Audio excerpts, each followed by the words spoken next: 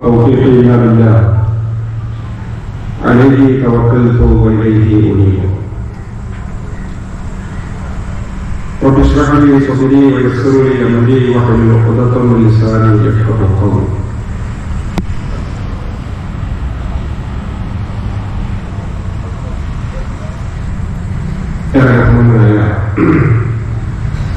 Saudara teman Termalam Suci Koci Jalan Sekretari Pria Sokoto Sehat Al-Zazali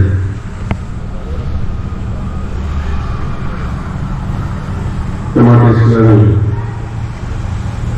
pada waktu ini Rahimahullah yang sudah oleh സഹോദരന്മാരെ സഹോദരികളെ പ്രിയപ്പെട്ട സഹപ്രവർത്തകരെ, കരുണാവാനായ അല്ലാഹു സുബ്ഹാനഹു വ തആലയുടെ രക്ഷയും സമാധാനവും നമ്മളേവരെയും സദാസമയവും വർഷിക്കുമാറാകട്ടെ. അല്ലാഹു സുബ്ഹാനഹു വ തആല അനുഗ്രഹിച്ച ഇൻഷാ അല്ലാഹ് ഏതാനും ദിവസങ്ങൾക്കകം അടുത്ത ആഴ്ചയിൽ പരിശുദ്ധ റമദാനിലേക്ക് നാം ഓരോരുത്തരും പ്രവേശിക്കാനിരിക്കുകയാണ്. നമ്മുടെ എല്ലാവരുടെയും കൽബ്, ഹൃദയം റമദാനിനെ സ്വീകരിക്കുവാൻ വേണ്ടി വെമ്പൽ കൊള്ളുകയാണ്. അല്ലാഹുമ്മ ബാരിക് ലനാ ഫീ ശഅബാൻ വബല്ലിഗ്നാ റമദാൻ. ഈ ശഅബാൻ മാസത്തിൽ അല്ലാഹു ഞങ്ങൾക്ക് ബർക്കത്ത് നൽകണം. ഞങ്ങള് റമദാനിലേക്ക് ഞങ്ങൾക്ക് ആയുസ് നീട്ടി നൽകണം. അങ്ങോട്ട് ഞങ്ങൾ എത്തിക്കണം എന്ന് നാം ഓരോരുത്തരും ഇപ്പോൾ നിരന്തരമായി പ്രാർത്ഥിച്ചുകൊണ്ടിരിക്കണം. ആ പ്രാർത്ഥന തുടരേണ്ടതുണ്ട്. റമദാനിൽ ഒരാൾക്ക് ജീവിക്കുവാൻ, ആയുസ് ലഭിക്കുവാൻ എന്ന് പറയുന്നത് ജീവിതത്തിലൊരു വലിയ സൗഭാഗ്യമാണ്. റസൂലുള്ളാഹി സ്വല്ലല്ലാഹു അലൈഹി വസല്ലം തന്നെ അത് ആഗ്രഹിച്ചിരുന്നു. റമദാൻ കഴിഞ്ഞ് വിടവായി പോയാൽ ആദ്യത്തെ കുറച്ച് നാളുകൾ റസൂലുള്ളാഹി ഞങ്ങളിൽ നിന്ന് ഈ റമദാനിന്റെ അനുഷ്ഠാനങ്ങളും ആരാധനകളും പ്രവർത്തനങ്ങളും സ്വീകരിക്കണമേ എന്ന് പ്രാർത്ഥിക്കും. അടുത്ത 6 മാസം റസൂലുള്ളാഹി പ്രാർത്ഥിക്കുക, അല്ലാഹു അടുത്ത റമദാനിലേക്ക് എനിക്ക് ആയുസ്സിനെ നൽകണേ എന്നതാണ്. കാരണം ഒരു ആയുസ്സിൽ ഒരു റമദാൻ കിട്ടുക എന്ന് പറഞ്ഞാൽ അതൊരു വലിയ സൗഭാഗ്യമാണ്. നമ്മൾ ആലോചിച്ച് നോക്കൂ, ചില ആളുകൾക്ക് അങ്ങനെ ഈ ഒരു വർഷത്തിനിടയിൽ അങ്ങനെ ഒരു അനുഭവം കിട്ടിയിട്ടില്ല. നമ്മുടെ മൊത്തത്തിൽ തന്നെ കഴിഞ്ഞ റമദാനിൽ നമ്മളോടൊപ്പം ഉണ്ടായിരുന്നവർ, നമ്മളോടൊപ്പം ഉണ്ടായിരുന്നതെന്ന് പറഞ്ഞാൽ നമ്മളോടൊപ്പം അത്താഴം കഴിച്ചവർ, നമ്മളോടൊപ്പം ഇഫ്താറുണ്ടായവർ, നമ്മളോടൊപ്പം തറാവീഹ് അനുഷ്ഠിച്ചവർ, നമ്മളോടൊപ്പം റമദാനിലെ പല ആരാധനകളിലും കൂടെ ഉണ്ടായിരുന്ന ആളുകൾ, നമ്മുടെ കൂടെ തന്നെ സഹായിച്ചവർ, ചില ആളുകളുടെ ഒപ്പമാർ, ചില ആളുകളുടെ ഉമ്മമാർ, ചില ആളുകളുടെ ഭാര്യമാർ, ചില ആളുകളുടെ ഭർത്താക്കന്മാർ, ചിലരുടെ മക്കൾ, ചിലരുടെ നാട്ടുകാർ, ചിലരുടെ അയൽവാസികൾ, ചിലരുടെ അടുത്ത ബന്ധത്തിലുള്ള ആളുകൾ, പരിചിതർ. ഈ റമദാനിൽ നമ്മളോടൊപ്പം ഇല്ലാത്ത പല മൃഗങ്ങളുണ്ടാകും. ഒന്ന് ആലോചിച്ച് നോക്കൂ, അങ്ങനെയുള്ള എത്രയോ പേരുണ്ട്. അവരിൽ ചിലപ്പോൾ നമ്മൾ വിചാരിക്കും കഴിഞ്ഞ റമദാനിൽ നോമ്പനുഷ്ഠിച്ച സമയത്ത് അസുഖത്തിന്റെ ഒരു ലക്ഷണവും പ്രകടിപ്പിക്കാവുന്ന ആളുകളാണ്. 30 നോമ്പും റമദാനിലെ മുഴുവൻ നോമ്പുകളും അനുഷ്ഠിച്ച ആളുകളാണ്. അവരിലൊക്കെ ചിലപ്പോൾ വിചാരിച്ചിട്ടുണ്ടാവും അടുത്ത വർഷത്തെ, അതായത് ഈ വരുന്ന റമദാനിലേക്ക്, നമ്മൾ കാലെടുത്ത് വെക്കാനിരിക്കുന്ന റമദാനിലേക്ക് അവർക്കും ആയുസ് കിട്ടും എന്നുള്ളത്. അതേസമയം അള്ളാഹുവിന്റെ വിധിക്ക് വിധേയമായിക്കൊണ്ട് അള്ളാഹുവിലേക്ക് യാത്ര പോയവരായിട്ട് നമ്മുടെ മൊത്തത്തിലുണ്ട്. നമ്മൾ ആലോചിച്ച് നോക്കൂ, എന്തുകൊണ്ടായിരിക്കാം ആ കൂട്ടത്തിൽ നമ്മൾ പെടാതെ പോയത്? നമ്മൾക്കും അതിൽ സാധ്യതകളല്ല. ഒരു ഗ്യാരണ്ടി നമുക്കില്ലല്ലോ, ഒരു ഗ്യാരണ്ടി ഇല്ല. അസുഖത്തിന്റെ ലക്ഷണം നമുക്ക് നമ്മുടെ ജീവിതത്തിൽ ഇല്ല. അതേസമയം തന്നെ എപ്പോഴാണ് അള്ളാഹുവിലേക്ക് യാത്ര പോകുക എന്ന് പറയാൻ നമ്മുടെ കയ്യിൽ ഒരു ഗ്യാരണ്ടി ഇല്ല. നമ്മൾ വലിയ മിടുക്കന്മാരായിട്ട് വരക്കുകയാണ്. എനിക്ക് അസുഖമില്ലല്ലോ, ശരീരമൊക്കെ വളരെ ഉഷാറാണല്ലോ, എനിക്ക് പരിശോധിച്ചപ്പോൾ എന്റെ എല്ലാ ബോഡി ചെക്കപ്പും കഴിഞ്ഞപ്പോൾ ഒരു അസുഖത്തിന്റെ ലക്ഷണം പോലും എന്റെ ഈ റിസൾട്ടിൽ കാണിക്കുന്നില്ലല്ലോ. അങ്ങനെ ജീവിച്ചുകൊണ്ടിരിക്കുന്ന മനുഷ്യന്മാർ നമ്മുടെ കൂട്ടത്തിലുണ്ട്. അവരിൽ നിന്നും പല ആളുകളും നമുക്കറിയാം, ചിലപ്പം കിടക്കപ്പായയില് നമ്മളൊക്കെ രോഗസന്ദർശനം നടത്തിയിട്ട് ചിലപ്പോൾ നമ്മളെ പറയേണ്ടി ഇത് അല്ലെങ്കിൽ ഇതിന്റെ അവസാന സമയത്തേക്ക് അടുത്തിട്ടുണ്ട് വാട്ടർപെട്ടിലാണ് കിടക്കുന്നത്. ചിലപ്പോൾ ചൂണ്ടൊക്കെ ബന്ധുക്കളാരെങ്കിലും മക്കളൊക്കെ അങ്ങനെ ചുട്ട് നനച്ചു കൊടുക്കുന്നുണ്ടാവും, വെള്ളം നനച്ചു കൊടുക്കുന്നുണ്ടാവും. ചിലപ്പോൾ ആ ആളുകൾ തന്നെ ചിലപ്പോൾ മാസങ്ങളോളം വീണ്ടും ജീവിക്കും. രോഗിയെ കാണാൻ വേണ്ടി വന്ന് രോഗിക്ക് വേണ്ടി പ്രാർത്ഥിച്ച് ആവേശത്തോടു കൂടിയിട്ട് തിരിച്ചുപോയ നല്ല ചുറുചുറുക്കുള്ള യൗവനക്കാർക്ക് സൂക്ഷിക്കുന്ന ചെറുപ്പക്കാർ വഴിയിൽ എവിടെ വെച്ചിട്ട് അള്ളാഹുവിലേക്ക് യാത്ര പോയ വാർത്തകൾ നമ്മുടെ കൂട്ടത്തിലുണ്ട്. ഞാൻ പറയുന്നത് എന്താണെന്ന് ചോദിച്ചാൽ, അള്ളാഹുവിന്റെ മഹത്തായ അനുഗ്രഹത്താൽ പരിശുദ്ധ റമളാനിന്റെ പടിവാതിൽക്കൽ എത്തി നിൽക്കാൻ നമുക്ക് കഴിഞ്ഞിട്ടുണ്ട്. ഒരു ആയുസ്സും കൂടി അള്ളാഹു, ഒരു അവസരം കൂടി അള്ളാഹു സുബ്ഹാനഹു വ തആല പരിശുദ്ധ റമളാനിൽ ജീവിക്കുവാനും റമളാനിന്റെ സൗഭാഗ്യങ്ങൾ അനുഷ്ഠിക്കുവാനും റമളാൻ നമുക്ക് അനുകൂലമായി സാക്ഷി പറയുന്ന വിധത്തിൽ ഉപയോഗപ്പെടുത്തുവാനും വേണ്ടിയിട്ട് അള്ളാഹു സുബ്ഹാനഹു വ തആല നമുക്കൊരു അവസരം കൂടി നൽകിയിട്ടുണ്ടാകും. ഏതാനും ദിവസങ്ങൾ കഴിഞ്ഞാൽ പ്രിയപ്പെട്ടവർ, നമ്മൾ ആലോചിച്ചു നോക്കൂ, ഷഅബാനിന്റെ അവസാന നാളുകളിൽ നമ്മളുണ്ട്. മാനസികമായിട്ട് എന്റെ സംസാരം കേട്ടുകൊണ്ടിരിക്കുന്ന ആളുകൾ നെഞ്ചത്ത് കൈവച്ചുകൊണ്ട് ആത്മാർത്ഥതയോടുകൂടിയിട്ട് ചോദിക്കണം നമ്മളോട്, വരുന്ന ഈ റമളാനിന് വേണ്ടിയിട്ട് ഞാൻ എന്തൊരുക്കം ഒരുക്കിയിട്ടുള്ളത്? എത്രയോ ആയുസ് റമളാൻ കഴിഞ്ഞു പോയല്ലോ. കഴിഞ്ഞ എന്റെ ഏകദേശം ഒരു 10, 40, 45, 50, 60 വയസ്സിലുള്ള ആളുകളുണ്ട്. ഇതിപ്പോ എന്റെ കുട്ടിക്കാലം മുതൽ തന്നെ ഞാൻ കണ്ടുവരുന്നതാണല്ലോ റമളാൻ. ഓരോ റമളാൻ വരുമ്പോഴും അതിന്റെ അന്തരീക്ഷം ഇവിടെ രൂപപ്പെടും. പള്ളി അതിനനുസരിച്ച് കൊണ്ട് ചിട്ടപ്പെടുത്തും. നാടും നഗരവും അങ്ങാടികളും റമളാനനുസരിച്ചിട്ടുണ്ടാവും. വീടിന്റെ അന്തരീക്ഷം റമളാനനുസരിച്ച് കൊണ്ട് മാറും. എങ്ങനെ എത്ര റമളാൻ കണ്ടു, ഇനിയിപ്പോ ഒരു റമളാൻ എന്ന് പറയുന്നത് അതും വരും, അതങ്ങനെ കഴിഞ്ഞു പോകും എന്ന ലാഘവത്തോടു കൂടിയിട്ടുള്ള ഒരു മാനസികാവസ്ഥയിലാണോ പരിശുദ്ധ റമളാനിന്റെ തൊട്ടു മുമ്പുള്ള ഒരാഴ്ചയിലെ ദിനരാത്രങ്ങളിൽ നമ്മൾ നിൽക്കുന്നത് എന്ന് നമ്മൾ ആലോചിക്കണം.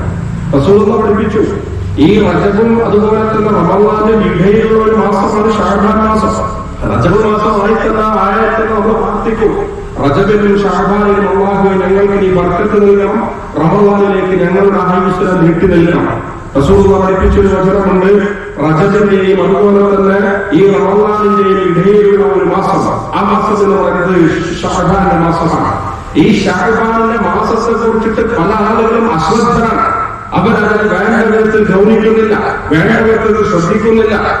ഈ റമളാനിന്റെയും റജബിന്റെയും റമളാനിന്റെയും ഇടയിലുള്ള മാസം റസൂലുള്ളാഹി ലമാ അറഖ സൂബ മിൻ ശഹരി മിൻ ശുഹൂർ, റസൂലുള്ളാഹിയെ കുറിച്ച് പറയുന്നത് എന്താണെന്ന് ചോദിച്ചാൽ, റമളാൻ മാസം കഴിഞ്ഞാൽ പിന്നെ റസൂലുള്ളാഹി ഏറ്റവും കൂടുതൽ നോമ്പനുഷ്ഠിച്ചിരുന്ന മാസം ശഅബാൻ മാസമാണ്. ശഅബാൻ മാസമാണ്. എന്നിട്ട് ഈ മാസത്തെ കുറിച്ചിട്ട് റമളാനിന്റെയും റജബ് മാസത്തിന്റെയും ഇടയിലുള്ള ഈ ശഅബാൻ മാസത്തെ കുറിച്ചിട്ട് പല ആളുകളും അശ്രദ്ധരാണ്. ഈ മാസത്തിന്റെ പ്രത്യേകത ലോകരക്ഷിതാവായ അല്ലാഹു സുബ്ഹാനഹു വ തആലയുടെ സന്നിധാനത്തിലേക്ക് കർമ്മങ്ങൾ ഉയർത്തപ്പെടുന്ന മാസമാണ്.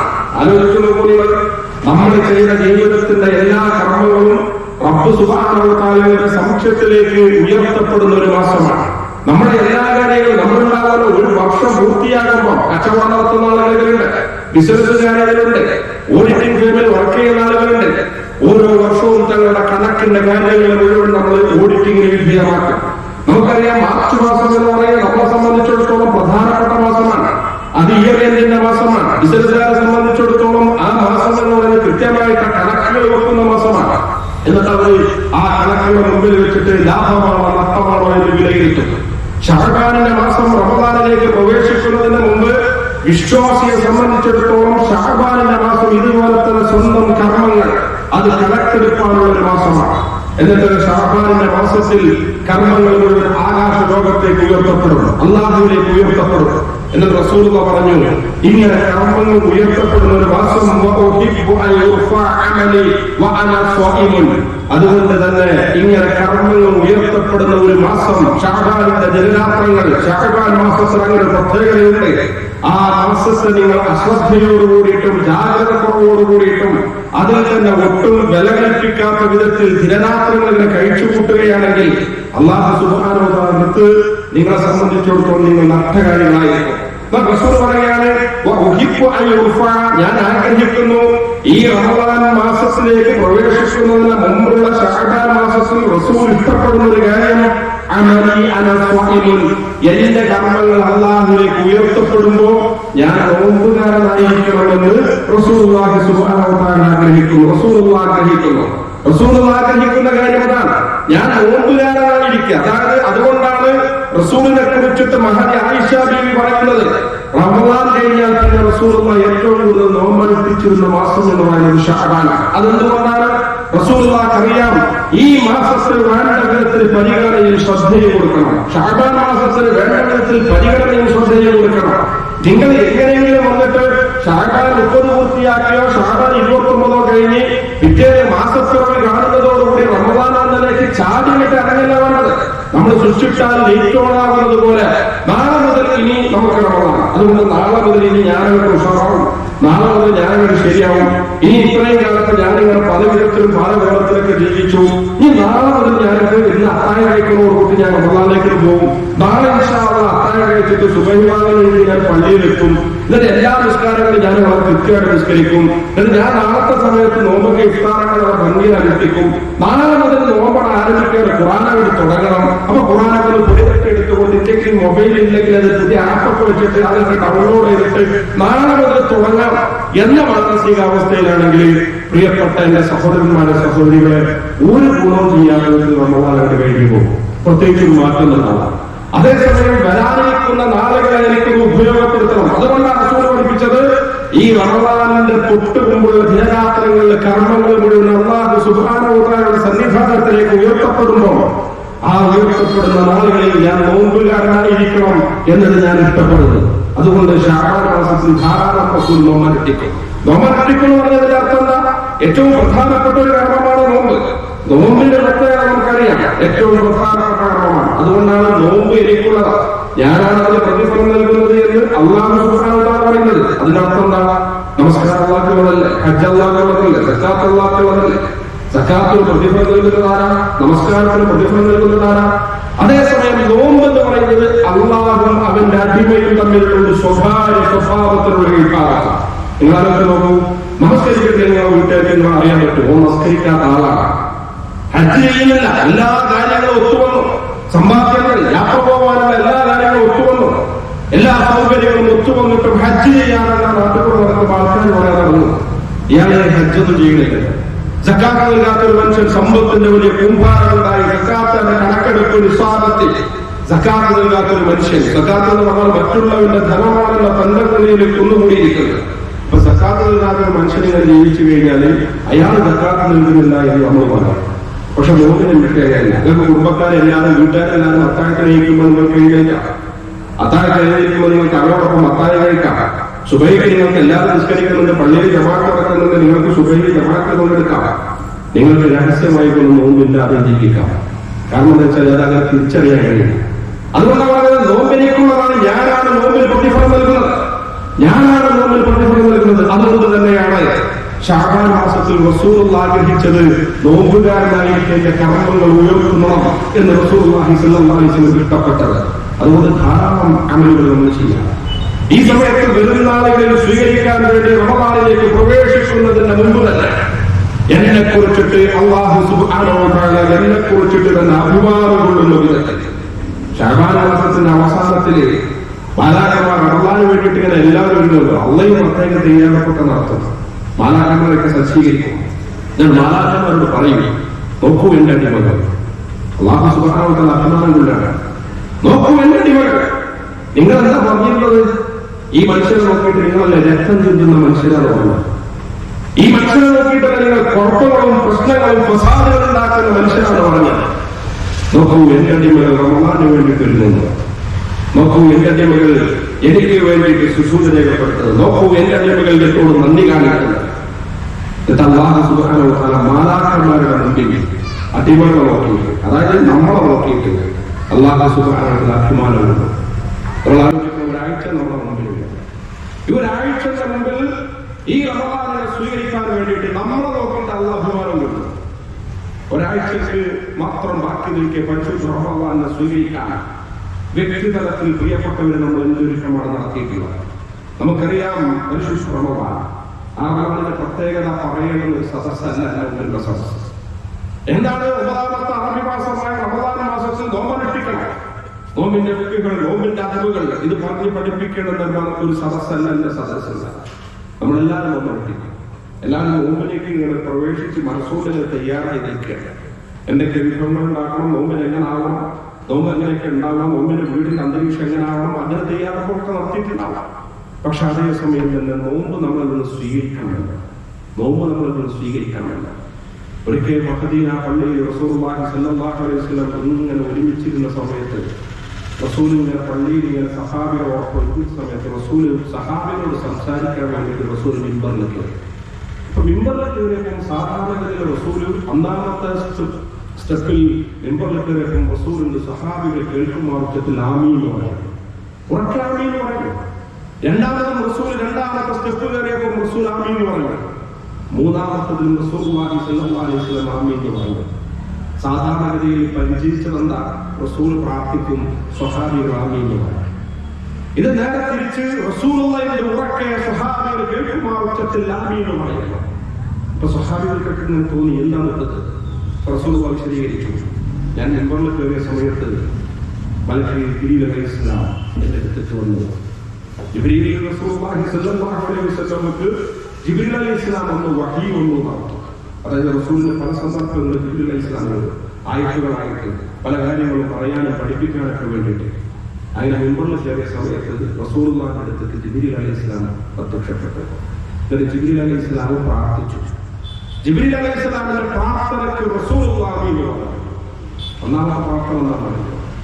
1ാമത്തെ പ്രാർത്ഥന, ഒരാളുടെ സംരക്ഷണത്തിൽ മാതാപിതാക്കൾ പ്രായം കൊണ്ട് പ്രയാസപ്പെടുന്നു, പ്രായാധിക്യത്താൽ ശരീരം അവശനായ മാതാപിതാക്കളുടെ സംരക്ഷണത്തിനുണ്ടേ പ്രത്യേക മാതാപിതാക്കൾ ആരെങ്കിലും ഒരാളുടെ, ഒന്നില്ലെങ്കിൽ മാതാപിതാക്കൾ 2 പേരും പ്രായാധിക്യം കൊണ്ട് പ്രയാസപ്പെടുന്ന മാതാപിതാക്കൾ ആരെങ്കിലും ഉണ്ടെങ്കിൽ അവർ വഴി സ്വർഗം നേടിയെടുക്കാതെ നശിക്കട്ടെ എന്ന് ജിബ്രീൽ അലൈഹിസ്സലാം പ്രാർത്ഥിച്ചു. റസൂലുള്ളാഹി സ്വല്ലല്ലാഹു അലൈഹി വസല്ലം ആമീൻ എന്ന് പറഞ്ഞു. പ്രിയപ്പെട്ടവർ പ്രത്യേകം ഓർക്കണം, ആരാ പ്രാർത്ഥിക്കുന്നത്, ആരാണ് ആമീൻ എന്ന് പറയുന്നത്? 2ാമത്തെ പ്രാർത്ഥന, റസൂലിന്റെ പേര് കേൾക്കുമ്പോൾ സ്വലാത്ത് ചൊല്ലാത്താണ്. റസൂൽ സാധാരണ മനുഷ്യരല്ല, പ്രവാചകൻ. പ്രവാചകരോടുള്ള ഹുബ്ബും ഇഷ്ടവും നമ്മൾ പ്രകടിപ്പിക്കണം. ആ വിഷയമല്ല ഇപ്പം, അതുകൊണ്ട് തൽക്കാലം ഞാൻ അതവിടെ നിർത്തിയാണ്. അതേസമയം റസൂലിനോട് വൈകാരികമായ ബന്ധമുണ്ടാകാം.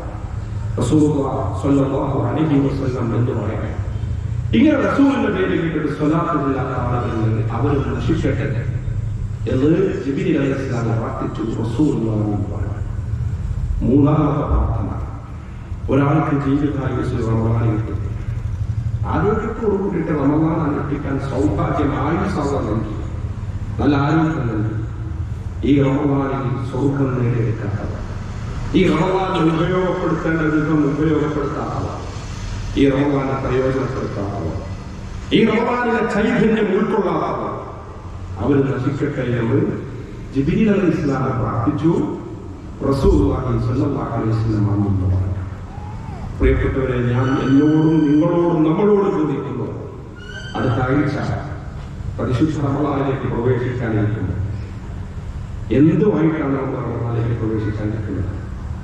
അതുവരെ ഒന്നടക്കം ഞാൻ എല്ലാ നാടുകളും എല്ലാം റമളാൻ അന്തരീക്ഷത്തിൽ പോയി ഞാനായിട്ടൊക്കെ മാറാറില്ല, എനിക്കത് കഴിയില്ല എന്നാ മനസ്സിലാക്കണം. റമളാനിന്റെ മുമ്പ് തന്നെ ചില ഒരുക്കങ്ങൾ നമുക്ക് നടത്തണം. നമുക്കറിയില്ല, നമ്മൾ ഒരു കളി നടത്തുകയാണെങ്കിൽ, ഒരു ഗെയിമിംഗ് നടത്തുകയാണെങ്കിൽ, ഒരു ടീമിൽ ഒരു ഫുട്ബോൾ മത്സരം, ഇപ്പോൾ വേൾഡ് കപ്പ് നടത്തുക. വേൾഡ് കപ്പ് നടത്തുമ്പോൾ ആ ഫിക്സർ വരും, ഫിക്സറിന്റെ ടീമിന്റെ സമയം നിർണ്ണയിക്കും. ഇന്ന സമയത്ത് ഇന്ന ഗ്രൗണ്ടിലാണ് കളിയുന്നത്. ഈ ടീം പറന്നു വന്നിട്ടുണ്ട്, നേരെ ഗ്രൗണ്ടിൽ ഇറങ്ങില്ലാവുക. അതിന്റെ മുമ്പ് ഒരു ഫിറ്റ്നസ് ഉണ്ടാവും. ചിലപ്പോൾ നമ്മൾ പത്രത്തിലൊക്കെ വായിക്കും ഫിറ്റ്നസ് ഇല്ലാത്തത് കൊണ്ട് ഇല്ല കളിക്കാറില്ല ടി വി ഒഴിവാക്കി. അതിന്റെ മുമ്പ് മാസങ്ങളോളം എടുത്തിട്ട് അവർ എക്സസൈസ് ചെയ്യും, മാസങ്ങളോളം എടുത്തിട്ട് സൗഹൃദ മത്സരങ്ങൾ സംഘടിപ്പിക്കും. കാരണം അവരുടെ ലക്ഷ്യമല്ല നിശ്ചയിക്കപ്പെട്ട ദിവസത്തിൽ ഇന്ന ഗ്രൗണ്ടിൽ വെച്ചിട്ട് ഞങ്ങൾക്ക് കളി നടത്താനാണ്. ആ കളിക്ക് വേണ്ടിയിട്ടുള്ള ഒരു മുന്നൊരുക്കമാണ്. ആ മുന്നൊരുക്കത്തിന്റെ ഭാഗമാണ് ഞങ്ങൾ ഫിറ്റാകുക, ഫിറ്റ്നസ് വേണ്ടിയെടുക്കുക. അതിന്റെ മുന്നേ ഒരു സൗഹൃദ മത്സരമല്ല, അതിന് മുമ്പ് കായികക്ഷമത കൈവരിക്കും, അതിന് മുമ്പുള്ള ഒരു ഒരുക്കല. നമ്മൾ ആലോചിച്ച് നോക്കും, നമ്മൾ വിത്തിറക്കുന്ന മണ്ണ് എന്റെ മുന്നിൽ കർഷകരുണ്ടാവും. ആ കർഷകര് അവര് ഓടി വന്നിട്ട് മണ്ണ് കണ്ട് വിത്തിറക്കലല്ല ചെയ്യാം.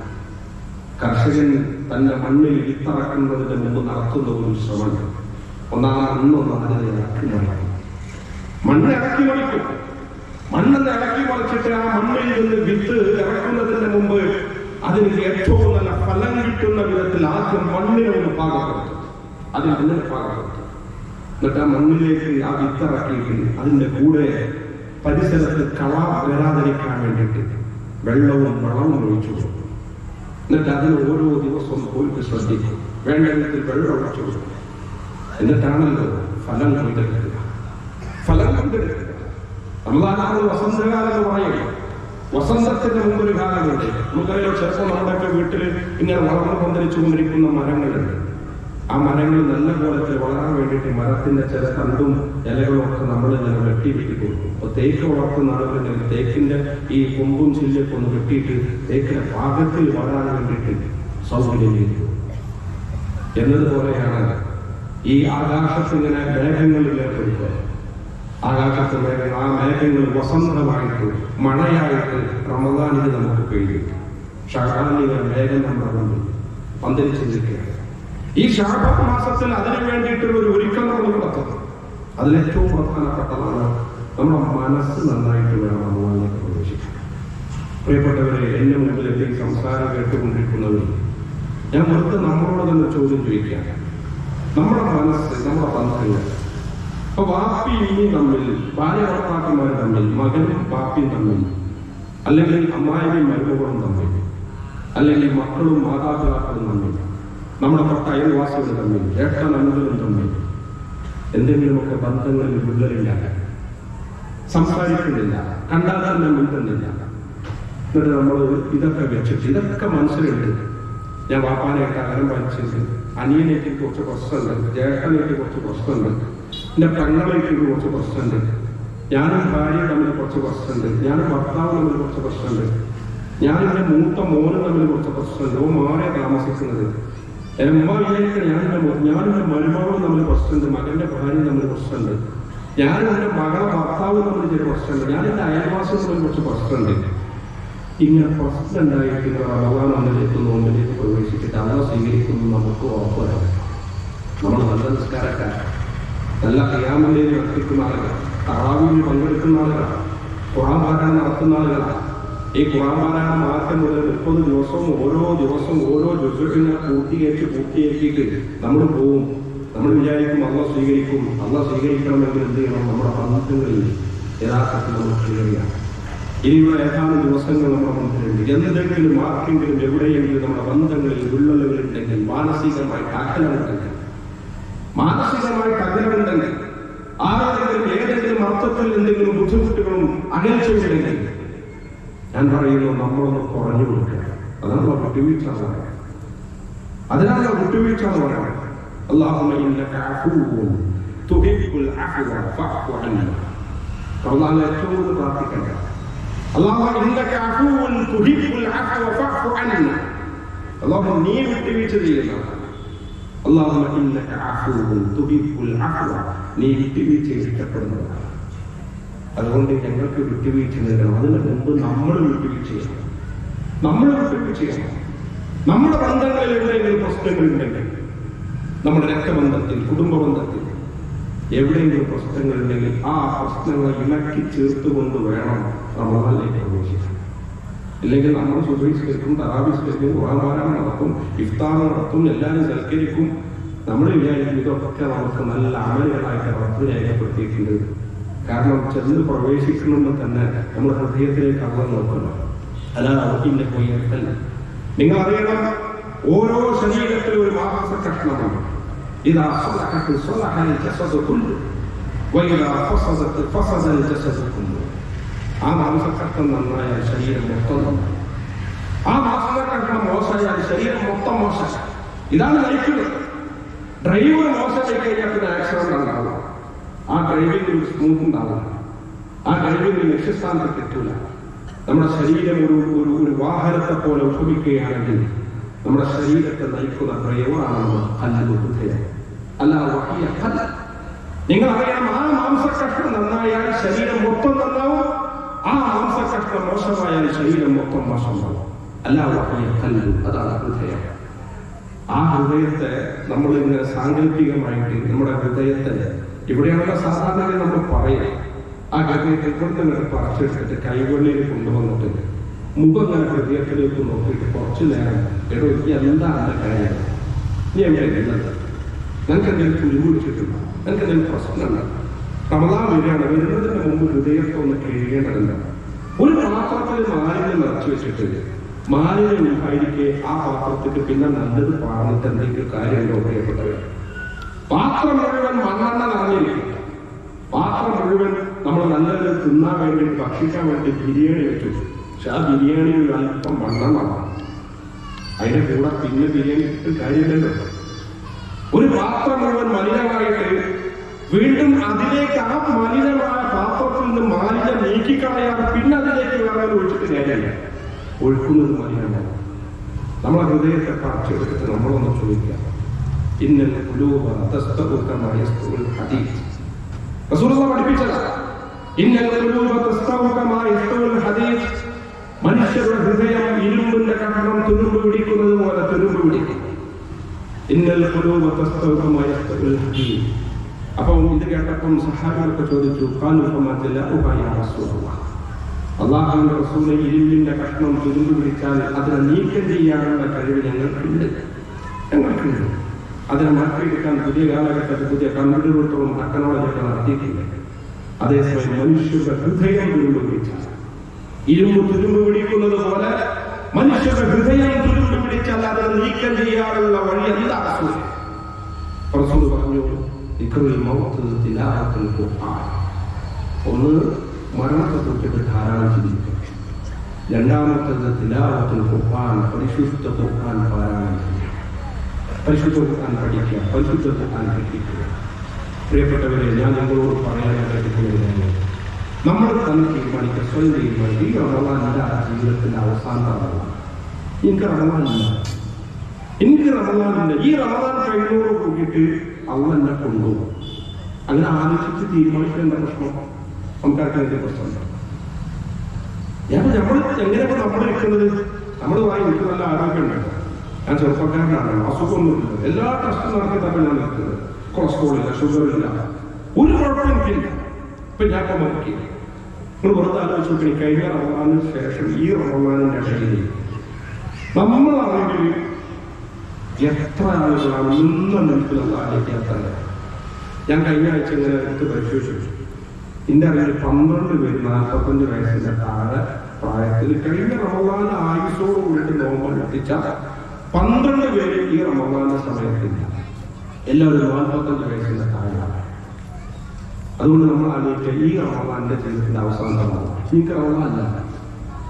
റസൂലുള്ളാഹി പഠിപ്പിച്ചല്ലോ, നിങ്ങൾ സ്വലാത്തുൽ വിദാ, നിങ്ങൾ നമസ്കാരത്തിന് കൈകെട്ടുമ്പോൾ ഇതെന്റെ ജീവിതായുസിന്റെ അവസാനത്തെ നമസ്കാരമാണ് എന്ന് നിങ്ങൾ മനസ്സിലാക്കിയിട്ട് നമ്മൾ ഈ മകരക്ക് നമസ്കാരം കഴിഞ്ഞിട്ട് അങ്ങോട്ട് വന്നത്.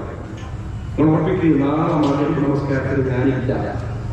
നാളെ ഈ നേരാകുമ്പോഴേക്ക് എന്റെ ഖബറിന്റെ മുകളിലേക്ക് മിൻഹാ ഖലഖനാകും വഫീഹാ നുഈദുകും വമിൻഹാ നുഖ്രിജുകും താറത്തൻ ഉഖ്റാ. എന്റെ കയ്യിൽ നിങ്ങളെ കയ്യിൽ ഒരു ഗ്യാരണ്ടി ഇല്ല, ഒരു ഗ്യാരണ്ടി. ഒരു പക്ഷെ നാളെ ഈ നേരായിരിക്കും നമ്മുടെ ബോഡി പോസ്റ്റ്മോർട്ടത്തിന് വേണ്ടിയിട്ട് ഇവിടുത്തെ മോർച്ചറിയുടെ ടാബിൽ ഉണ്ടാവും. ഒരു നാളെ വൈകുന്നേരം ചിലപ്പോൾ ഇന്ന് പോസ്റ്റ്മോർട്ടം നാളെ മറ്റന്നാളുണ്ടാവും. എന്തുറപ്പാണ്? നിങ്ങളുടെ ഹൃദയത്തെ നന്നാക്കിയെടുക്കാനുള്ള ഏറ്റവും വലിയ വഴിയൊരു ഈ മരണത്തെ കുറിച്ച് നിന്ന നിൽപ്പിലുള്ള മരണമാണ്. നമ്മൾ ചിലപ്പോൾ പറയും കുഴഞ്ഞു വീണ് മരിച്ചതാണ്, ചിലപ്പോൾ നമ്മൾ പറയുന്നത് പോകുന്നതിൽ കഴിഞ്ഞാൽ അസുഖം ഒരു പ്രശ്നമുണ്ട്. നമ്മൾ ആലോചിച്ചിട്ട് എന്തെങ്കിലും കുഴപ്പമുണ്ടാകും. നേരത്തെ മരുന്നിരിക്കുന്നോ അല്ലെങ്കിൽ നേരത്തെ എന്തെങ്കിലും ഉണ്ടായിരുന്നോ, ഇങ്ങനെയൊക്കെ നമ്മൾ ആലോചിക്കും. പക്ഷെ ഇങ്ങനെ ആലോചിച്ചു നിങ്ങൾ എനിക്ക് അതൊരു അവസരം തന്നതാണ്. കഴിഞ്ഞ റമദാന് ശേഷം കോട്ടയം കഴിഞ്ഞു അന്ന് അനുഗ്രഹിച്ചിട്ട് ഒരു നോമ്പും കൂടി കിട്ടുന്ന അടുത്ത റമദാന് ഞാൻ ഉണ്ടാവില്ല, അടുത്ത റമദാന് ഞാൻ ഉണ്ടാവില്ല. ഖുർആൻ പാരായണം നമ്മൾ നടത്തുക. നമുക്കറിയാം എന്തുകൊണ്ടാണ് റമദാൻ മാസത്തിൽ നോമ്പനുഷ്ഠിക്കണം എന്ന് പറഞ്ഞത്? റമദാൻ മാസത്തിൽ നോമ്പനുഷ്ഠിക്കണം എന്ന് പറയാനുള്ള കാരണം ഒറ്റൊന്നുള്ളൂ. അക്കാരണം എന്താണെന്ന് ചോദിച്ചാൽ റമദാൻ മാസത്തിലാണ് പരിശുദ്ധ ഖുർആൻ അവതീർണമായത്. ഖുർആനിന്റെ മാസമാണ്. ഖുർആൻ വായിക്കുന്ന നിങ്ങളുടെ ജീവിതം ഏറ്റവും കൂടുതൽ അടുത്ത് നിൽക്കേണ്ടുന്ന മാസമാണ്. ഖുർആനുമായി നിങ്ങളുടെ ജീവിതം ഏറ്റവും അടുത്ത് നിൽക്കേണ്ടുന്ന മാസമാണ്. അതുകൊണ്ട് വരാനിരിക്കുന്ന റമദാനിലേക്ക് പ്രവേശിക്കുന്നതിന് മുമ്പ് ഇതിലൊക്കെ തന്നെ നമ്മൾ ക്ലിയർ ചെയ്തിട്ട് വേണം റമദാനിലേക്ക് പ്രവേശിക്കാൻ. ആദ്യം നമ്മൾ നമ്മുടെ മനസ്സിനെ നമ്മൾ ശരിപ്പെടുത്തും. രണ്ടാമത് നമ്മുടെ ബന്ധങ്ങളിൽ നമ്മൾ ഏറ്റവും നല്ല ബന്ധങ്ങൾ കൂട്ടുകയും എവിടെയെങ്കിലും എന്തെങ്കിലും പ്രശ്നങ്ങൾ നമ്മൾ പഠിപ്പിച്ചില്ലേ? ഒന്ന് സിലത്തു റഹ്മ, കുടുംബബന്ധം. നമ്മൾ അറിയിക്കണം റഹ്മ എന്ന് പറഞ്ഞാൽ അർത്ഥം ബിസ്മില്ലാഹിർ റഹ്മാനിർ റഹീം, കാരുണ്യം. അതുവെച്ചാൽ അല്ലാഹുവോട് നമുക്ക് ബന്ധമുണ്ട്, മനുഷ്യരോട് നമുക്ക് ബന്ധമുണ്ട്. ഈ മനുഷ്യരോടുള്ള ബന്ധങ്ങൾ ഏറ്റവും പ്രാധാന്യമുള്ള ബന്ധമാണ് നമ്മുടെ കുടുംബബന്ധം. നിങ്ങൾ ആലോചിച്ച് നോക്കൂ, അല്ലാഹു സുബ്ഹാനഹു വ തആല അല്ലാഹുവിന്റെ നാമങ്ങളിലെ ഏറ്റവും അല്ലാഹുവിന് ഇഷ്ടപ്പെട്ട നാമമായ റഹ്മാൻ എന്ന് പേരുള്ള നാമം. ഈ നാമം എടുത്തിട്ടാണ് അല്ലാഹു സുബ്ഹാനഹു വ തആല കുടുംബത്തെ ചാർത്തി കൊടുത്തത്. നമ്മൾ സിലത്തു റഹ്മ എന്നാണ് പറയുക. കുടുംബബന്ധം മുറിച്ചവൻ സ്വർഗത്തിൽ പോകില്ല. റസൂലുള്ളാഹി ഹദീസിൽ പറഞ്ഞു, നിങ്ങൾക്ക് സ്വർഗം കിട്ടണമെങ്കിൽ സ്വർഗം ഉറപ്പു നൽകുന്ന ഒന്ന് അഫ്ശുസ്സലാം, നിങ്ങൾ സലാം വ്യാപിപ്പിക്കുക. സലാമിന്റെ ഒരു സംസ്കാരം ഉണ്ടാക്കുക. ഈ കൂട്ടത്തിൽ എത്ര പേരുണ്ട് വീട്ടിൽ കയറി ചെല്ലുമ്പോൾ നമ്മുടെ ഡോറിൽ കോളിക്കല്ലടിച്ച് വീട്ടിൽ കയറുമ്പോൾ കാണുന്ന നമ്മുടെ വീട്ടിൽ അംഗങ്ങളോട് സലാം പറയുന്ന ഒരു കൾച്ചർ വീടിന്റെ അകത്തളത്തിൽ നടക്കുന്നത്. നമ്മളിത് പറയുമ്പോൾ ചില മക്കളോടൊക്കെ പറയും. അപ്പൊ മക്കളൊക്കെ ചോദിക്കും, ഞാൻ വാപ്പാനോട് സലാം പറയാം, എങ്ങനെ ഭാര്യയോട് സലാം പറയാം, എങ്ങനെ ഭർത്താവിനോട് സലാം പറയാം, എങ്ങനെയാണ് നമ്മൾ ഏട്ടൻ അഞ്ചലൊക്കെ ഇങ്ങനെ കാണുമ്പോൾ ഞങ്ങളിപ്പോൾ പല അപ്പടി പിടിക്കാണ് വീടിട്ട് താമസിക്കുന്നത്. ഇപ്പൊ ഞാനിപ്പോ എങ്ങനെ എന്റെ ചേട്ടനൊക്കെ കാണുമ്പോൾ സലാം പറയാം. എങ്ങനെ ഞാനിപ്പോ മക്കളോട് ചെറിയ മക്കളെ കാണുമ്പോൾ സലാം പറയാം.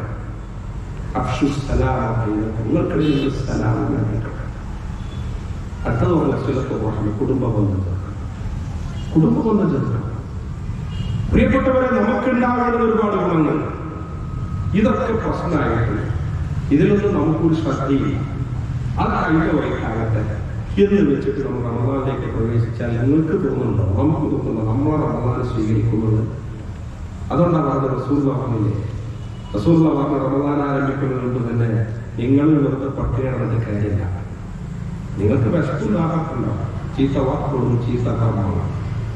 ആ ചീത്ത കർമ്മം എന്ന് പറഞ്ഞാൽ അനിഷ്ടകരമായ കർമ്മങ്ങൾ. ആ കർമ്മങ്ങൾ നിങ്ങളുടെ ജീവിതത്തിൽ വന്നു ചേരുന്നത് ശ്രദ്ധിക്കണം. മറ്റു വളരെ പ്രധാനപ്പെട്ടതാണ് നമ്മുടെ ജീവിതത്തിൽ ഉണ്ടാവേണ്ടത് ഏറ്റവും വലിയ നമ്മളെ കുറിച്ചിട്ട് അല്ലാഹു സംതൃപ്തനാണ്. ഏത് വിഷയത്തിലും അല്ലാഹു സുബ്ഹാനഹു വ തആല മുമ്പിൽ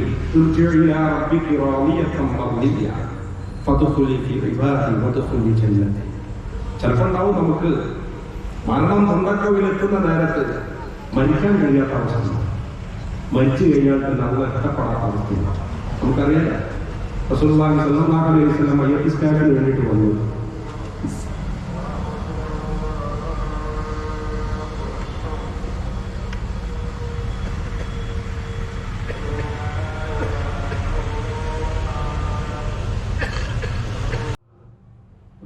മയ്യത്തിസ്കാരത്തിന് വേണ്ടിയിട്ട് വന്നു.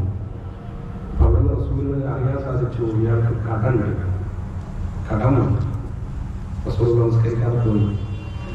റസൂൽ തിരിച്ചുകൊണ്ടെന്ന് ഈ കടം ഏറ്റവും അടുത്ത ആളെ ഏറ്റെടുത്തിരിക്കുന്നു എന്ന് റസൂലിനെ ബോധ്യപ്പെടുത്തിയതിനു ശേഷമാണ് കൊണ്ടുവന്നത്.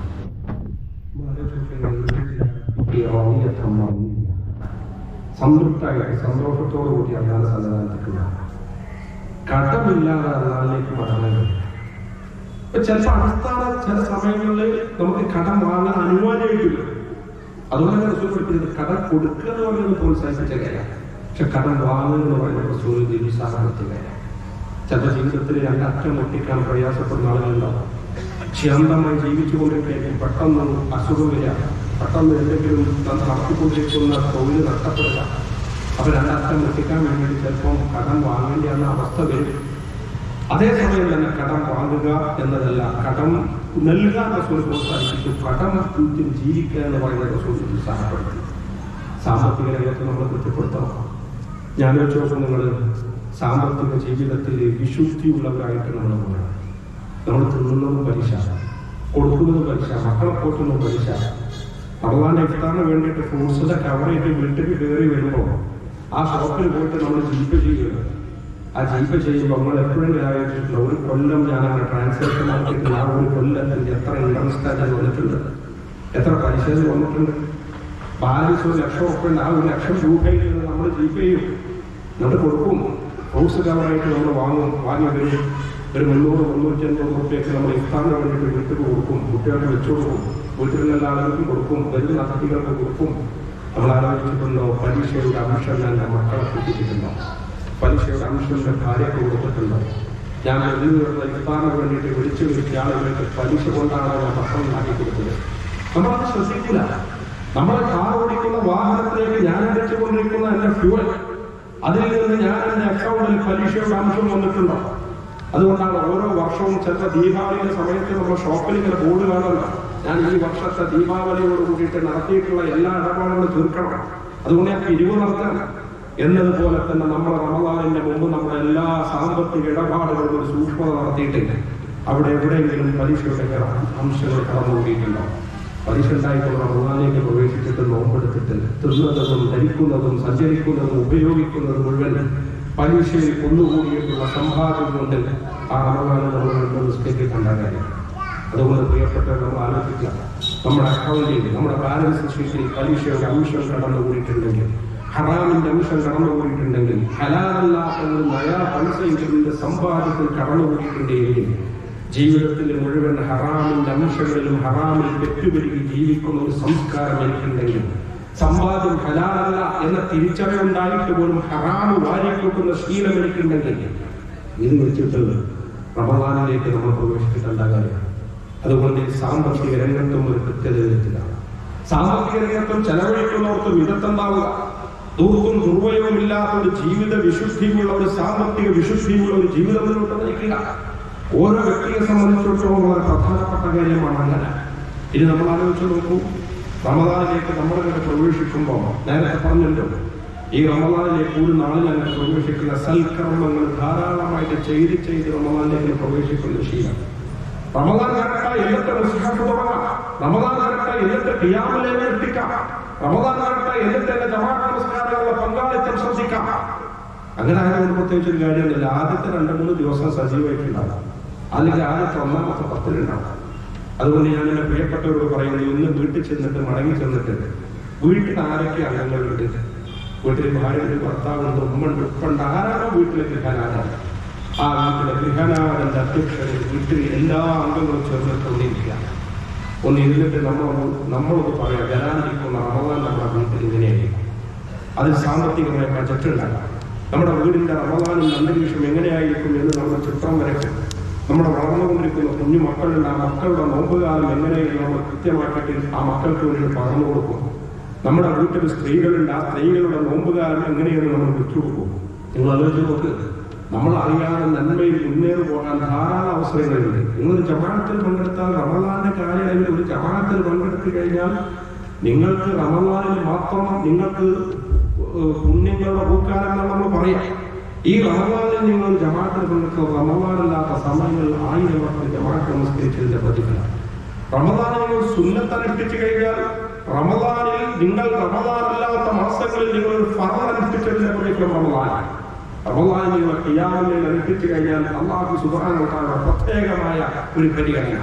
മൻ ഖാമ റമദാന ഈമാനൻ വഹ്തിസാബൻ ഗുഫിറ ലഹു മാ തഖദ്ദമ മിൻ ദംബിഹി.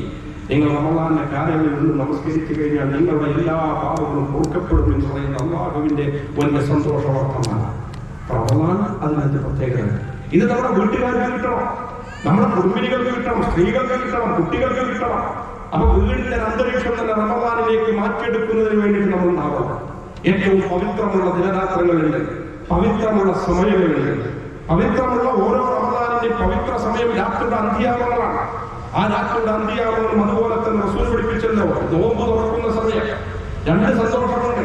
ഒന്ന് അല്ലാഹുവിനെ കണ്ടുമുട്ടുന്ന സമയം, സന്തോഷം, അല്ലാഹ് സ്വീകരിക്കുന്നു എന്നുള്ള സന്തോഷം. നമ്മൾ ആലോചിച്ച് നോക്കും, നമ്മൾ നോമ്പ് തുറക്കുന്ന സമയം നമ്മുടെ വീട്ടിലെങ്ങനെ ആകെ ബഹളം. അടുക്കളയിൽ നിന്നായിരിക്കും ചിലപ്പോൾ സ്ത്രീകൾ നോമ്പെന്ന് തുറക്കുക. താങ്കൾ കേൾക്കുമ്പോൾ ഈ ഈത്തപ്പഴത്തിന്റെ ചെറിയ ചീളയിലെ നോമ്പ് തുറക്കും. അതിന് മുമ്പ് നിങ്ങളൊന്ന് പ്ലാൻ ചെയ്ത് നോക്കി, ഈ വരുന്ന റമദാന്റെ 30 ദിവസം നോമ്പ് നമ്മൾ ഒരുമിച്ച് വട്ടിട്ട് ബാങ്ക് കൊടുക്കുന്ന ഒരു 10 മിനിറ്റ് മുമ്പ് തന്നെ നോമ്പ് തുറക്കാൻ വേണ്ടി തയ്യാറായിട്ട് അതിൽ നടക്കുന്ന ഒരു പ്രാർത്ഥന പ്രിയപ്പെട്ടവരെ. 2 ബാങ്കിന്റെ ഇഖാമത്തിന്റെ ഇടയിലുള്ള പ്രാർത്ഥന. നമുക്ക് അല്ലാഹുവിനോട് കുറെ പറയാനുണ്ട്. റമദാനിൽ ധാരാളം അല്ലാഹുവോട് പറയാനുണ്ട്.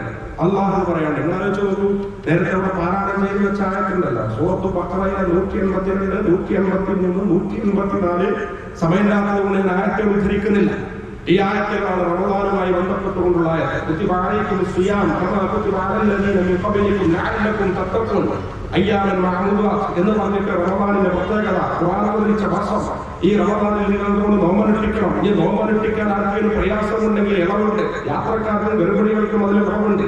ഇങ്ങനെ റമദാനുമായി നോമ്പുമായി ബന്ധപ്പെട്ട എല്ലാ കാര്യവും വിശദീകരിക്കുന്നു. അങ്ങനെ നോമ്പിന് ചില കർമ്മങ്ങൾ, പകലിൽ നിങ്ങൾ എല്ലാ കാര്യം സംഭവിക്കുന്നത് ശ്രദ്ധിക്കണം. നിങ്ങളുടെ ലൈംഗിക ബന്ധങ്ങൾ, ഭാര്യാഭർത്ത ബന്ധങ്ങൾ പകലിൽ നിങ്ങൾക്ക് റമദാനിൽ അനുവദനീയമല്ല എന്നൊക്കെ പറഞ്ഞ് ഇത് പറയുന്നതിന്റെ ഇടയിൽ, നോമ്പിന്റെ വിധികൾ പറയുന്നതിനിടയിൽ, ഖുർആൻ എന്ന് പറയുന്നതിനിടയിൽ 185-ാമത്തെ ആയത്തായിക്കൊണ്ട് നമുക്ക് നൽകുന്ന ഒരു വലിയ ഒരു സന്തോഷമാണ്. പലപ്പോഴും പല പണ്ഡിതന്മാരും ചർച്ച ചെയ്തിട്ടുണ്ട്. എന്തിനാ നോമ്പ് ഇങ്ങനെ പറയുന്നതിന്റെ ഇടയിൽ പ്രവാചകരെ താങ്കളോട് എന്നെ കുറിച്ച് ചോദിക്കുകയാണെങ്കിൽ, താങ്കളോട് അല്ലാഹുവിനെ കുറിച്ച് ചോദിക്കുകയാണെങ്കിൽ ഞാനിതാ തൊട്ടടുത്ത് തന്നെയുണ്ട്.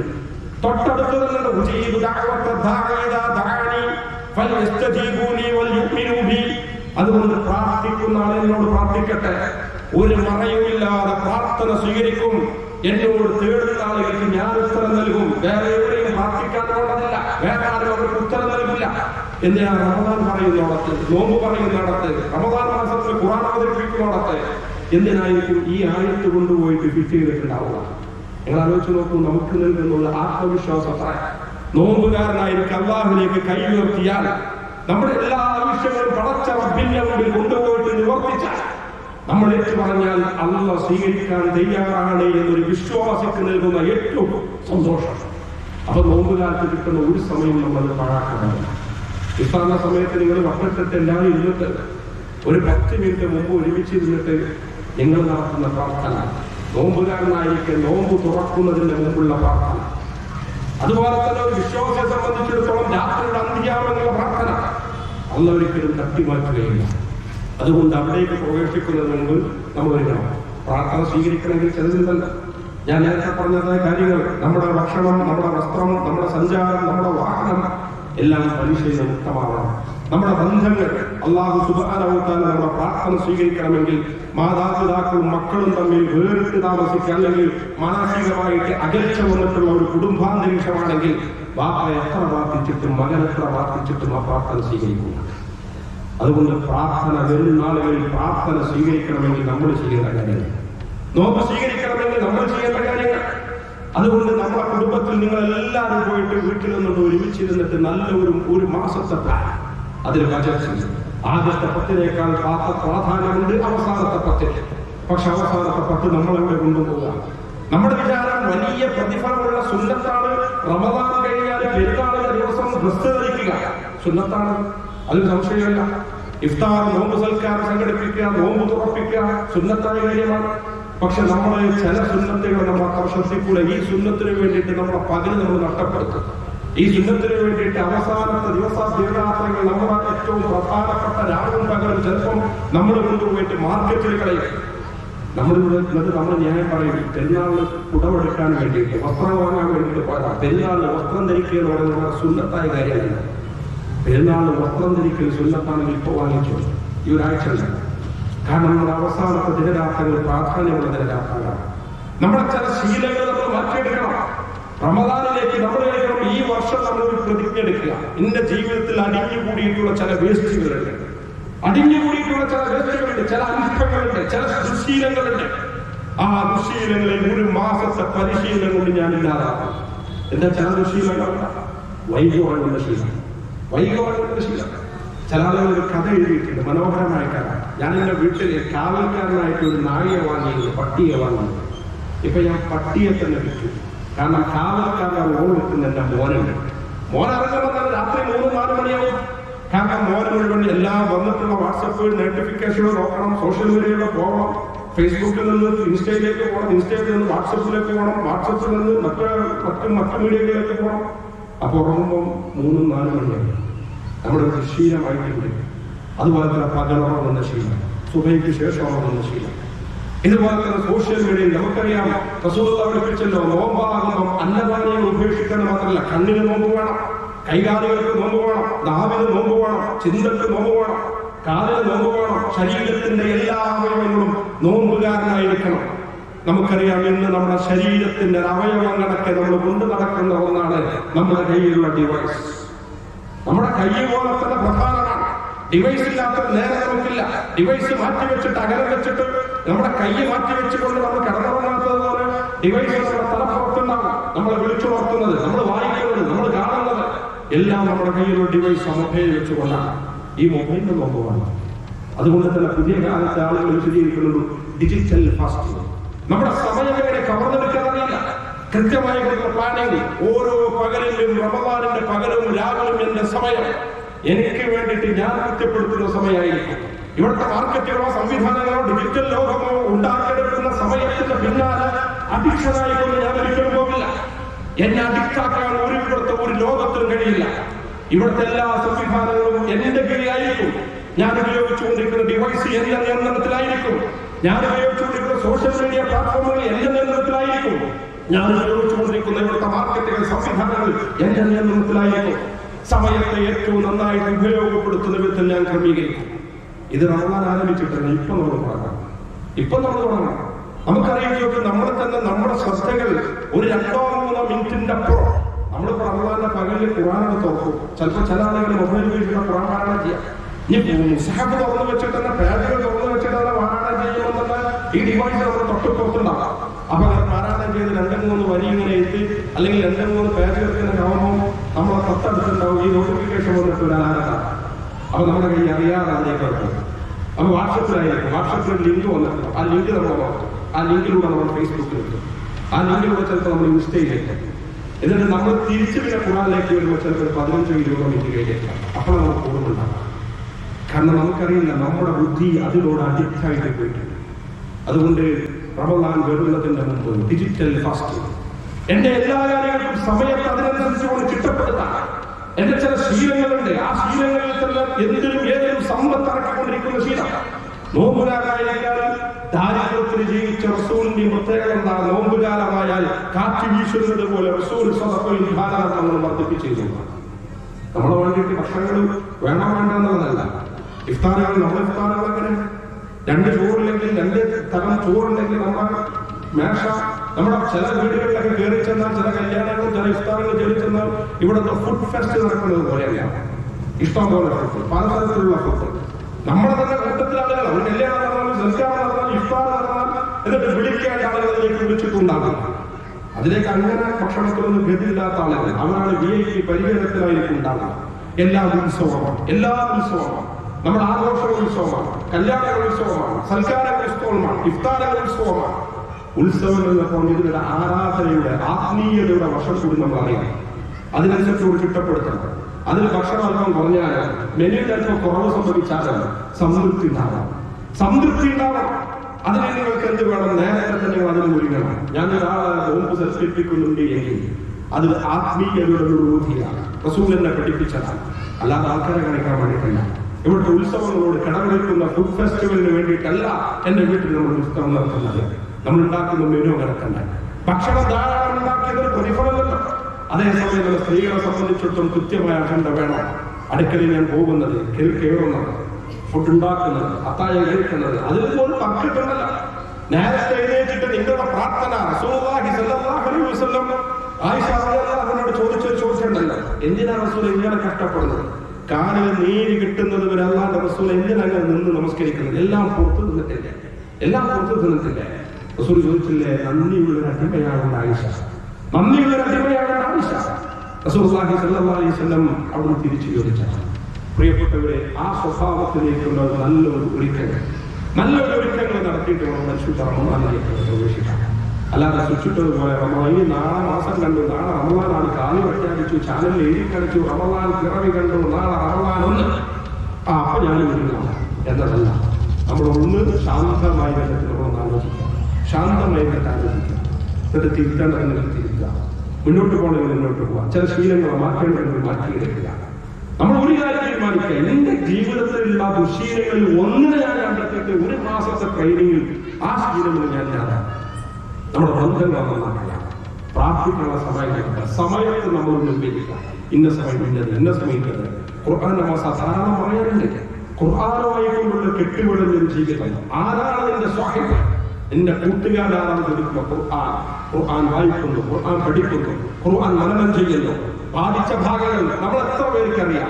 മദ്രസയിൽ 5ാം ക്ലാസ്സിൽ പോയി, 7ാം ക്ലാസ്സിൽ പോയി, അതിനുശേഷം ഏതെങ്കിലും ഖുർആന്റെ പുതിയ ഭാഗം നമ്മൾ പഠിച്ചിട്ടുണ്ടോ? നമ്മുടെ കൂട്ടത്തിൽ ഒരാള് മാമുമായിട്ട് നിന്ന് നോക്കണം, നമ്മൾ ഇമാമാക്കിയിട്ട് നിർത്തണം. അവസാനത്തെ ഒരു 10 സൂറന്റെ അപ്പുറം ഒരു സൂറന്റെ ഏതെങ്കിലും ഭാഗം നമുക്ക് മനഃപ്പാടം അറിയാം. ഇവിടുത്തെ മേലൊക്കെ പറഞ്ഞാൽ ചിലപ്പോൾ നമ്മൾ ശൂന്യായിരിക്കും. ഇതാണ് ഖുർആനിലേക്കുള്ള ബന്ധം.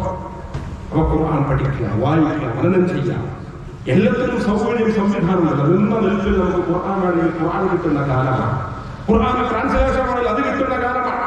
അപ്പൊ അതിനനുസരിച്ചുകൊണ്ട് ചിട്ടപ്പെടുത്തിയ ഒരു ജീവിതം നമ്മൾ നയിക്കണം. വരാനിരിക്കുന്ന റമളാനിൽ കൂടി ഞാൻ പറഞ്ഞിട്ട് അവസാനിപ്പിക്കുക. പിരിഞ്ഞു പോകുമ്പോൾ നിങ്ങൾ മനസ്സിൽ ഹൃദയത്തിൽ കുറിച്ചു വെക്കുക, എന്റെ ജീവിതത്തിന്റെ അവസാനത്തെ റമളാൻ എനിക്ക് കിട്ടൂല, ആയുസില്ല.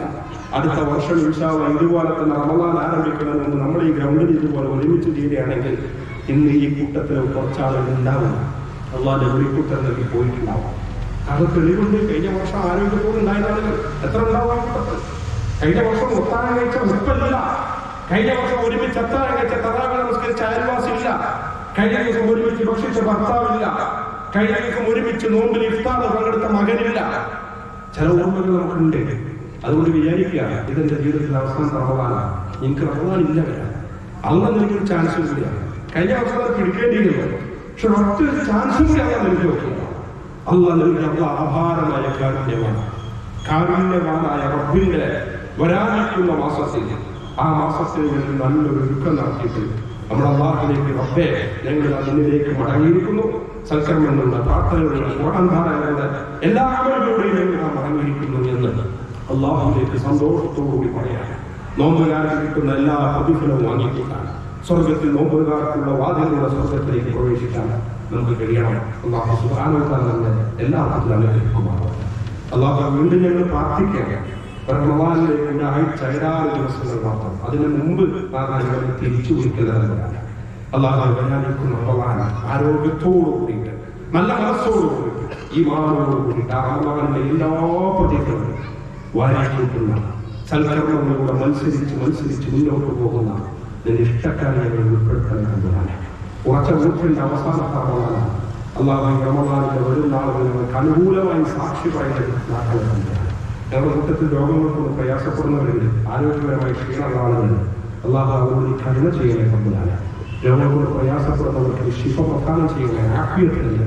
കഴിഞ്ഞ റമളാനിനോടൊപ്പം ആളുകൾ ഇല്ല, അവരുടെ മുഖം തെളിഞ്ഞു വരുന്നുണ്ട്, അവർക്കൊപ്പം ജീവിച്ചു പോകുന്നുണ്ട്. അള്ളാഹു കബറിടത്തിലാണ്, റബ്ബയെ കബറിന് വിശാലമാക്കപ്പെട്ടവരാണ്. ആ സ്വർഗത്തിൽ വെച്ച് അവരോടൊപ്പം ഒരുമിച്ച് സ്വർഗീയതയിലേക്കാണ്. പ്രവാചകരോടൊപ്പം, ശുഹദാക്കളോടൊപ്പം, അമ്പിയാക്കളോടൊപ്പം, സർവ്വസ്വാലിഹികളോടൊപ്പം, സച്ചരിതരോടൊപ്പം, ഞങ്ങളുടെ പ്രിയപ്പെട്ട എല്ലാവരോടൊപ്പം സ്വർഗത്തിൽ ഞങ്ങൾ ഒരുമിപ്പിക്കുന്നതിനാണ്. വീഴ്ചയുടെ പൊക്കളെ കാണാം. തെറ്റുകൾ സംഭവിച്ചിട്ടുണ്ട്, പോരായ്മകൾ വന്നുപോയിട്ടുണ്ട്, കുറവുകൾ ഉണ്ടായിട്ടുണ്ട്.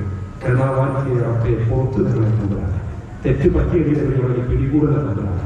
സ്വർഗം നിന്ന് നിന്റെ തൃപ്തി ആഗ്രഹിച്ച്, പ്രതിഫലം ആഗ്രഹിച്ച്, പരലോകത്തിലെ സ്വർഗം കുറിച്ച് ഒരുപാട് അമലുകളെ ചെയ്തിട്ടുണ്ട്. സത്സംഭവം അള്ളാഹു സ്വീകരിച്ച് ധാരാളം പ്രതിഫലം നൽകി അനുഗ്രഹിക്കുന്നതാണ്. ربنا تقبل منا انك انت السميع العليم وتب علينا انك انت التواب الرحيم امين برحمتك يا ارحم الراحمين واخر دعوانا الحمد لله رب العالمين السلام عليكم ورحمه الله وبركاته.